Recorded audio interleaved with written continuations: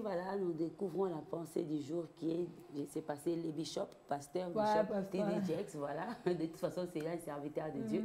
La maturité spirituelle n'est pas atteinte au fil des années, mais par l'obéissance à la volonté de Dieu. J'aime ça parce que j'ai suivi, je ne sais pas si j'ai lu ça, mais j'ai suivi un message comme ça les samedis. La maturité spirituelle n'est pas atteinte au fil des années, mais par l'obéissance à la volonté de Dieu. Voilà. Voilà. Alors, Papa Patrick, s'il faut qu'on compare avec ce qui se passe dans la vie physique, nous attendons qu'un fruit arrive à maturité et nous le laissons le temps. Ça veut dire que même les mangues ont un moment où ils sont encore tout petits. On évite de manger ça cru parce qu'on se dit que ça va porter la maladie. On attend que ça puisse mûrir et aux yeux comme ça se voit que c'est mûr et que maintenant on peut consommer. Mais quand on parle de la maturité spirituelle, apparemment, ce n'est pas au fil de temps, mais c'est plus conditionné par l'obéissance à la volonté de Dieu, selon le pasteur TD Jakes. Oui, et je pense qu'il ne faut pas le prendre au mot pour éloigner l'aspect processus. Vous voyez, l'aspect processus est là-dedans. Toutefois, c'est dans ce processus de l'obéissance. Vous comprenez? C'est dans ce processus de l'obéissance. Parce qu'il est vrai que la maturité à un certain niveau, c'est la grâce de Dieu. Paul dit, j'ai planté, son coéquipier Apollos a arrosé. Mais c'est Dieu qui fait croître. Mais c'est Dieu qui fait croître. Voilà l'expression, je peux la présenter à ce niveau-là.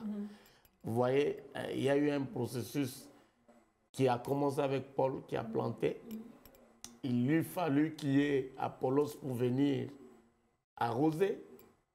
Et alors Dieu fait croître. Et même quand Dieu fait croître, il ne prend pas quelqu'un qui était au ventre directement demain le matin. Il a 1,70 m de taille. Non. L'enfant, Dieu, il respecte lui-même sa procédure, sa parole. L'enfant part de la naissance, il sort il naît, et quand il naît, il marche à 4 pattes, n'est-ce pas? Oui. D'abord, on le porte. Oui. Après, il s'assoit. Après, il commence à marcher à 4 pattes. Après, il essaie de se tenir. Petit à petit, il évolue. Le processus, et finalement, il commence à marcher. Et même quand il marche, d'abord, le bébé, il devient enfant, n'est-ce pas? Et il apprend à parler. Et finalement, il commence à parler. Il grandit en taille. Il croît en taille, en grâce et comme Jésus, la Bible dit, en sagesse. Il croit en sagesse, en grâce et en taille, au fait. N'est-ce pas? Que ne prenez pas cette déclaration aux mots, aux phrases telles qu'il reste sans tirer l'esprit qui est là-dedans. L'homme de Dieu voulait ressortir l'aspect obéissance, qui peut être aussi ignoré par d'autres personnes, considérant le travail de longue haleine, le travail de tout le jour, n'est-ce pas? Il ne s'agit pas seulement de ce travail de tous les jours. Tu peux travailler autant d'années, si tu n'obéis pas à la parole de Dieu, tu ne vas pas grandir. Parce qu'au fait, la parole de Dieu apporte la vitamine qui déclenche la croissance. C'est dans la parole de Dieu. D'ailleurs, on croit en connaissance et en grâce. La grâce elle-même, elle est renfermée dans la parole de Dieu. Quand on parle de la grâce, c'est parce que la parole de Dieu déclare la grâce, n'est-ce pas? La parole de Dieu elle-même, c'est l'expression de la grâce de Dieu. Quand on doit prier, c'est la grâce de Dieu. Et ça, c'est la parole de Dieu qui t'apprend ce que c'est Dieu, ce que c'est la grâce. Alors, si tu n'obéis pas à cette parole, tu peux faire autant d'années. L'homme de Dieu veut dire, il y a des gens qui se vantent d'avoir fait autant d'années dans la foi, autant d'années dans l'église. Ils disent, nous sommes les premières personnes qui sont venues dans cette église ici. Nous, en tout cas, depuis que cette église a commencé, nous avons 17 ans dans cette église.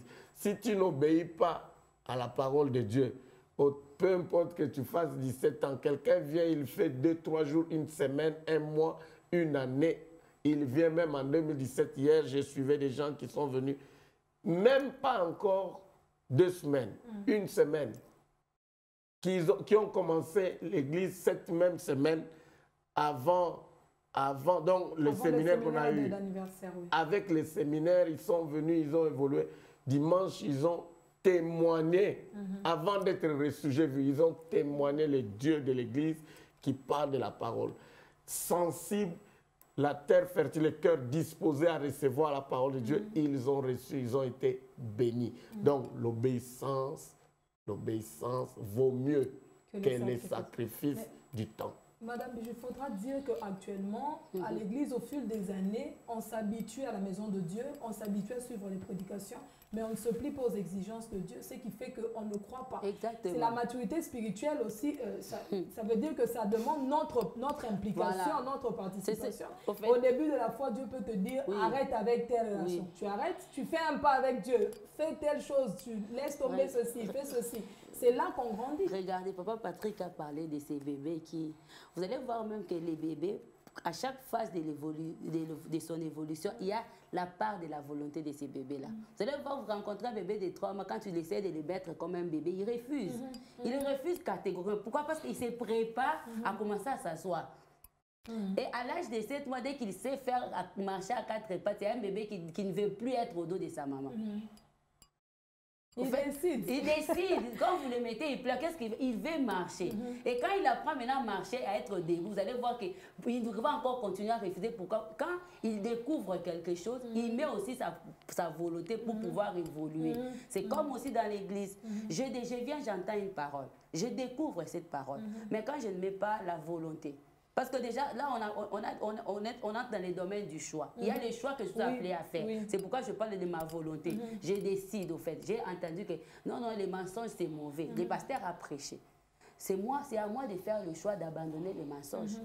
Je fais les choix, j'abandonne les mensonges. Je dis, Seigneur, Saint-Esprit, viens m'aider. Je sais que je ne saurais pas me débarrasser de cette faiblesse toute seule. Viens à mon secours. J'ai pris aussi pour ça. Mais j'y mets aussi ma volonté. Aujourd'hui, les gens ne veulent pas mettre la volonté. C'est pourquoi on a des kissimbi à l'église, les pasteurs, on a des bissimbi, Papa Patrick a parlé. 17 ans, 20 ans dans les seigneurs, mais il est resté la même personne. Il ne croit pas. Il ne change pas, il n'évolue pas. Pourquoi? Parce que déjà, il arrive.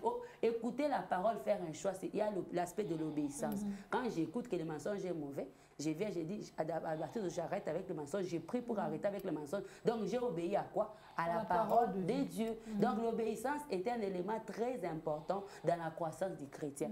Je crois que l'année passée, on le disait, si Moïse avait refusé d'ôter ses sandales, en tout cas, je ne sais pas s'il allait encore faire un pas de plus avec les seigneurs. Les seigneurs veulent que nous puissions obéir. J'obéis, il m'amène à une dimension. J'obéis, une autre dimension. C'est ça même la croissance. Aujourd'hui, peut-être j'avais du mal à discerner les choses toute seule. Après les années, c'est moi-même qui discerne. J'avais du mal peut-être à comprendre une parole. Après des années, c'est moi-même qui comprends cette parole. Là, à ce moment, je ne dépends plus de Papa Patrick. Parce que j'ai appris, j'ai grandi. Mais pour celui qui ne veut pas obéir à la parole de Dieu, il ne va jamais croître. Au fait, je pourrais dire même que c'est un élément clé. Hier, je lisais Ézéchiel, je lisais ça et on parlait aussi de l'aspect de l'obéissance de ces temps. On a dit que c'est l'un des prophètes qui est passé par des choses difficiles et compliquées. Mais ce qu'il a distingué des autres, bon, ce qu'il a distingué, c'est parce qu'il savait obéir au Seigneur. Quand on lui disait qu'il fallait dormir dans telle position, il dormait.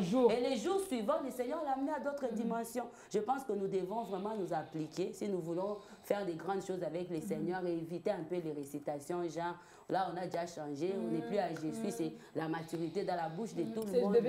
Ça doit être palpable et visible et le Seigneur veut ça pour nous. Voilà. Et la parole de Dieu déclare, vous êtes heureux si vous écoutez ces choses, pourvu que vous les pratiquiez.